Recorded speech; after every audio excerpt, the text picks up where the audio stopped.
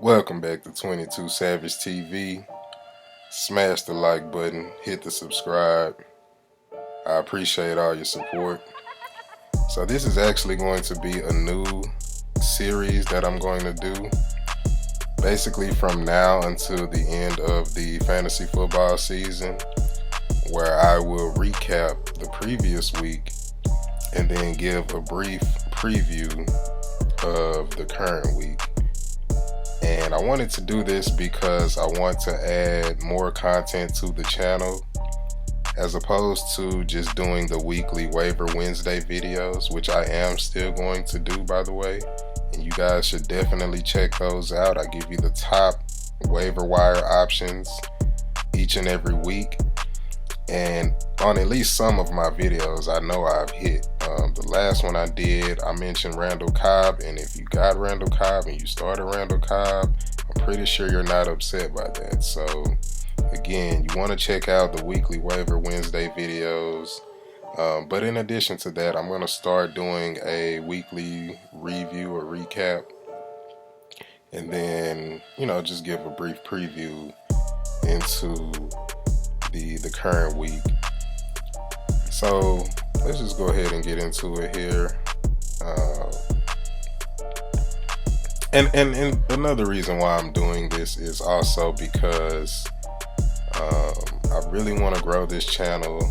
I'm really enjoying the work that I'm putting in. It's fun for me, but I really want to grow this channel. I want it to become, a worldwide phenomenon.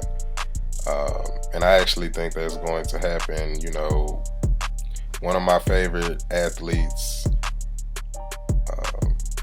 he has a saying that goes, speak it, believe it, receive it, and it shall be yours. And, I truly believe that. And so, that's basically what I'm doing. I'm putting forth that energy, that effort into something that I really want, which is for this channel, this broadcast, the sound of my voice to reach the masses. And for those of you who don't know who said that, that would be the black heavyweight champion of the world, Deontay the Bronze Bomber Wilder. Shout out to that brother. So anyway, let's just go ahead and get into it, man. Go ahead and take a look here at my last little matchup. I want to give you guys some context as well. Just kind of, give you a bit of what's been going on in the NFL football, fantasy football landscape. So as you can see here, the final score of week 8 in my matchup was 85.36 to 86.76, which is a difference of about 1.4, literally a few decimal points. And this outcome would be totally different. So I want to go ahead and scroll down here. Just give you a little look-see as to what happened. So these are the points that were produced right here. Aaron Rodgers 15, Zeke only had 9.3, which was a bit disappointing. Damian Harris 14, DeAndre 7.6. Amari Cooper was the big dog for me, 22.2. I don't know why I love that number, 22. That's just my number, man. Amari's my guy. Noah Fant, this 1.8 points. Like, brother, you know what? It's funny, man. Like, Noah Fant is talented. Very talented. But that Denver passing attack leaves much to be desired. I mean, my gosh, they remind me of how I was when I first started playing football way back in Pop Warner. Like, I was a quarterback, and if you know about Little League football, I mean, it's a lot of handoffs, it's a lot of running. We rarely threw the ball. Like, our passing attack was putrid. But you would expect that from a bunch of 8, 9, and 10-year-olds. Like, Teddy, I don't know what's going on with that passing attack in Denver, but my man Noah Fant has really been suffering from it. That wasn't good. You can see Zach Moss a little bit disappointing, 8.8. I thought he'd be much higher. And then the Colts defense. So again, to give you guys some context, week 7 in the mainstream media, they were calling it Bye-mageddon. A lot of teams were on their bye weeks. I wouldn't say a lot, but a few of them, a few of the really good ones, in fact. Buffalo, as well as the Dallas Cowboys. I think the Vikings were as well. And so, week 7 was really tough for a lot of teams. I actually had a part 2 to that. Week 7 and week 8, these two back-to-back weeks, I knew going into were really going to be tough for me, because in week 8, in week 8, I was actually missing all of my Raiders. The Raiders were on bye week in week 8. Josh Jacobs, Kenyon Drake. I actually also have their kicker, Daniel Carlson, as well as Derek Carr. So that was like my part 2 for the Bye-mageddon, quote unquote. Just missing out on really top players. And so that is why when you look right here, you see I don't have a kicker. I actually went 8 on 9 last week,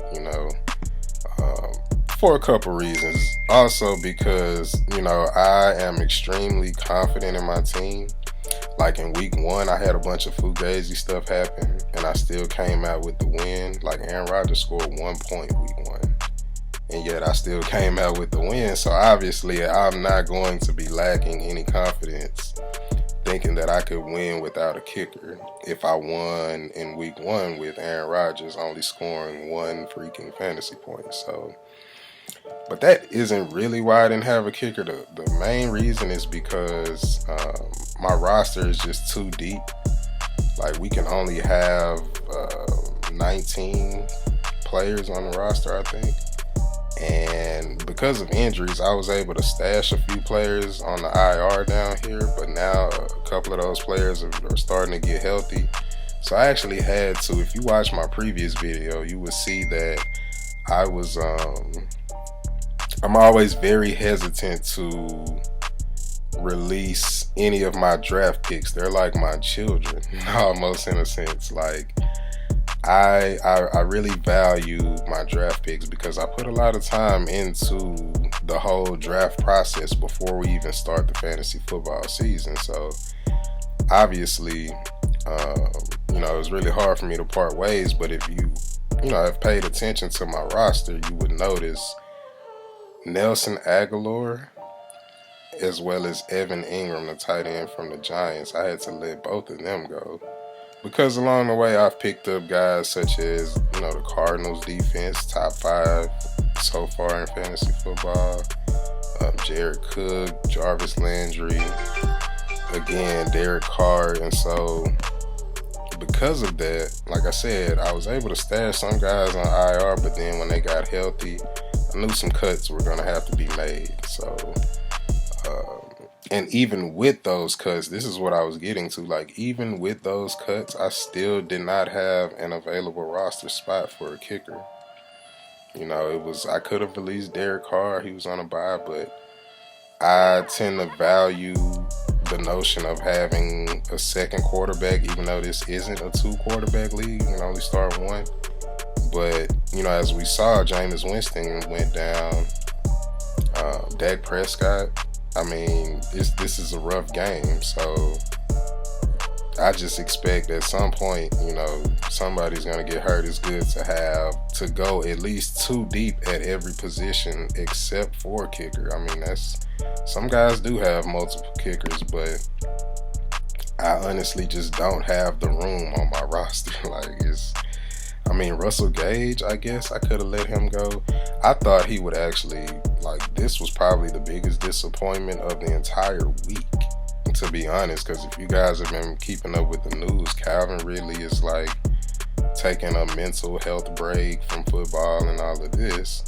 So they really don't have any receiving options outside of Kyle Pitts, who's a tight end / receiver, but obviously you need more than that. So Russell Gage, he's probably on the chopping block as well. Obviously I've sort of replenished my receiving core. That was a weakness. But with having Jarvis, I picked him up off the waiver wire, for free basically. Didn't have to spend any of my waiver budget for Jarvis. Devontae Parker's coming back. He actually came back this past week and had a decent game. If you look here, 12.5 points. But again, I had to stash him on IR. Basically what I do is you got to prove to me that you're healthy and that you're going to give your normal output. So I had stashed him on IR. Same thing I did with Jarvis last week. He was healthy. Well, no, I take that back. I actually started Jarvis last week. I was gonna stash him on IR and just, you get a prove it week basically. But I did that with Devontae Parker, and now it seems he's proven to be back healthy. And so again, my one weakness, which I saw as wide receiver, and they're starting to get healthy. Now I'm gonna have to address my tight end because again, Noah Fant is talented. He's one of the most talented tight ends in the league, but for whatever reason, that Denver offense is just not popping. So maybe Jared Cook. Maybe I should have kept Evan Ingram, my draft pick. But he, it's not been good for tight ends this year. As you can see, he thought Rob Gronkowski was coming back. No, sir, Bob. You know what I mean? Kittle has been out. It's not been looking good really for the tight ends like we're used to seeing. So, that's something for me to work on. So again, as you can see, he got the win by 1.4 points. So, hooray, whoop-de-doo for him. But I'm not tripping. I mean, as you can see, I'm still first in my division and obviously first overall. I'm still the number one seed, still have the best record in our league. So, to lose like that, by not putting the kicker in and you lose by 1.4 points and you're still the top dog, trust me, I'm not worried. I'm totally fine. So anyway, I want to go and do a really brief preview of week 9, just to again, show you the differences. Week 7 and 8, I knew were gonna be tough weeks. The fact that I actually split, those weeks. I won in week 7, lost in week 8. I'm actually, I'm okay with that because the thickest of my schedule has been accounted for. My heavy hitters pretty much have all gone on by. I think with the exception of now my quarterback Aaron Rodgers and my Cardinals D-Hop and the Cardinals defense, but we'll cross that bridge when we come to it. So let me just do a quick preview of my current matchup for week 9.